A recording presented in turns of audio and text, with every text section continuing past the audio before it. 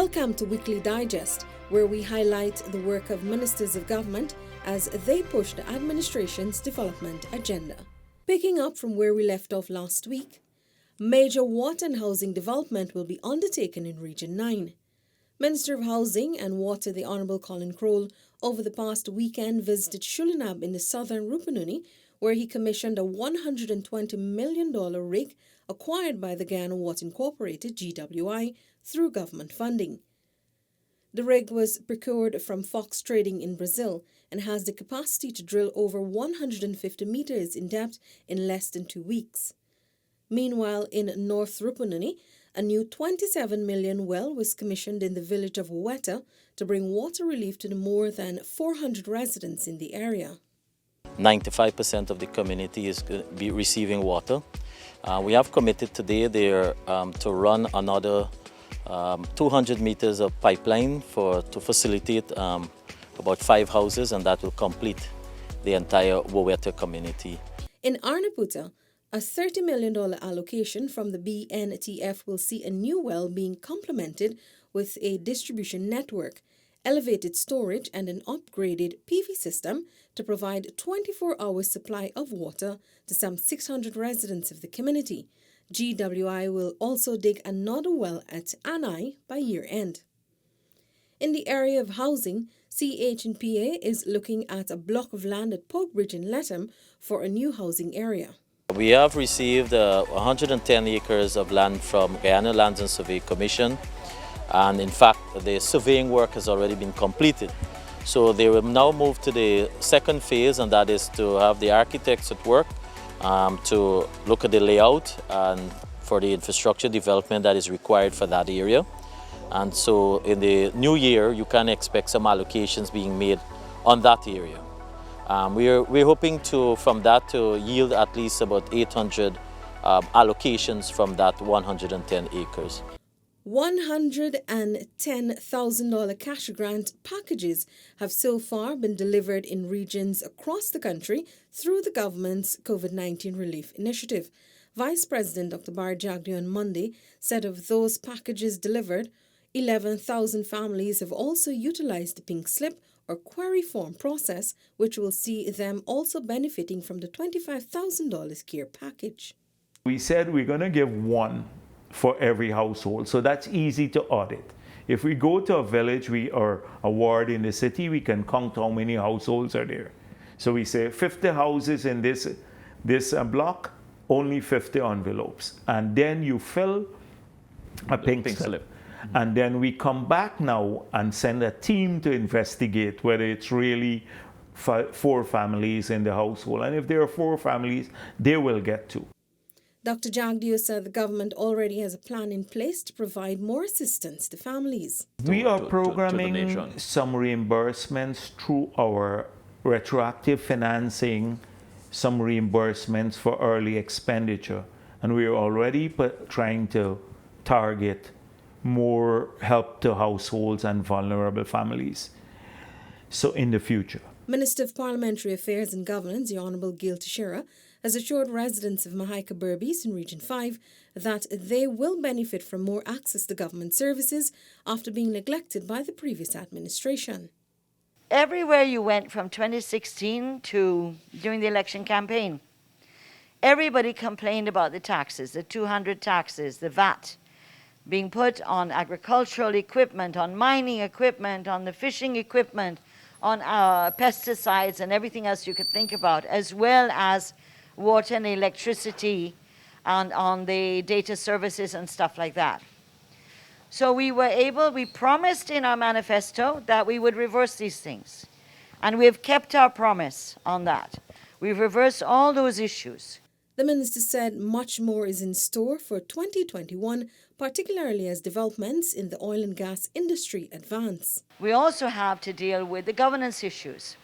How do we govern ourselves, whether at the Regional Democratic Council, at the Neighbour Democratic Council, in the non-governmental organizations, in the ministries, and in cabinet, that we have to govern driven by, at all levels, by the desire to see our people have a better way of life and to also to drive our country to be able to say that this is a country that we should be proud of. Also this week, the Ghana Livestock Development Authority, GLDA, and the Ministry of Health seized a large quantity of undocumented and expired packaged duck meat from an unknown city business. While the shipper's name remains unknown, due to confidentiality purposes, it was revealed that the items were imported from the United States. On Monday last, residents of St. Cuthbert's Mission received 320 food and sanitation hampers provided by the Civil Defense Commission, CDC. This is the second distribution exercise by the agency in the last 2 weeks. Deputy Director General of the CDC, Major Lauren Benoons, told DPI that the hampers also contain items like the Vitone tonic, which strengthens the immune system. Residents of Pomeroon Supernam also received cleaning and sanitation hampers on Monday from the Civil Defense Commission as part of flood recovery efforts. The CDC said 241 households along the Pomeroon River were impacted by the flooding after torrential rainfall caused overtopping of the Pomeroon River. The affected communities were Jacklow, Kaiburi, Manakuru, Dredge Creek, Cross Canal, and David Scheme Dam. Ghana will soon be a member of the International Coconut Community, ICC, and will be having representatives to look into the interests of local coconut industry. This was disclosed by Minister of Agriculture, the Honourable Zulfikar Mustafa, as he visited a coconut farm at Luluni on Monday. Coconut is a very important crop now in the world, and we are stressing on farmers and encouraging them to start coconut production. Coconut is the third major crop in our country. It has potential to bring in a lot of foreign exchange into the country. The International Coconut Community, ICC, is an intergovernmental organization of coconut-producing countries organized in 1969 with the support of the United Nations Economic and Social Commission for Asia and the Pacific. On Wednesday, in keeping with the goal of ensuring every school-age child remains engaged during the COVID-19 pandemic, officials from the Ministry of Education took to the fields to distribute work material. They fanned out in Sophia, where they took learning materials straight to the doors of students. This exercise would be ongoing in various communities to ensure each child is provided the opportunity to learn while at home, the ministry assures. The reintroduction of the government's Information Communication Technology ICT program will see 200 hinterland and riverine communities benefiting from fully equipped ICT hubs over the next 2 years. The ICT program will be executed by the Office of the Prime Minister's Project Management Unit under the ICT Access and E-Services for Hinterland, Poor and Remote Communities project. Minister of Amerindian Affairs, the Honourable Pauline Sukai, said the program will be rolled out soon, where an initial 26 villages will be targeted. We have 46 young people who will graduate within the next 3 weeks, with computer literacy certification. And they are being prepared in advance to the ICT hubs, because that's another program that we are going to relaunch or restart to be connected to the internet. Have 20 computers in a nice building or space in the community where students, the youths, women, farmers, even the elderly would be taught how to use a computer. The overall aim of the program is to accelerate economic and social development across the hinterland. News on Thursday. The Ministry of Health this week commenced the disposal of expired drugs at the Diamond Material Management Unit. The expired drugs have been cluttering up the bond that we have, and you would know that in the past, because the bond was cluttered, the previous government had resorted to renting bond space. So by clearing out the expired drugs, we have now been able to make more space available. Minister of Health, the Honourable Dr. Frank Anthony, said his ministry was in the process of securing new medication.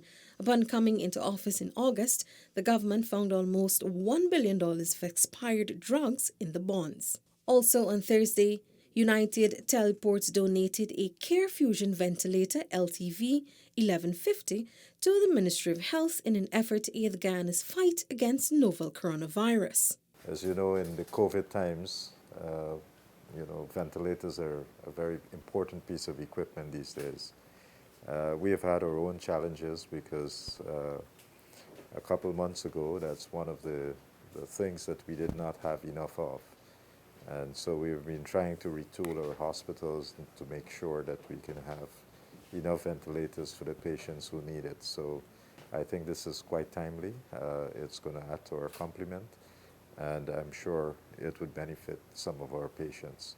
Minister of Public Affairs within the Office of the Prime Minister, the Honourable Kwame McCoy, has urged the Board of Directors of the Ghana National Printers Limited, GNPL, to adopt modern methods as it executes its mandate.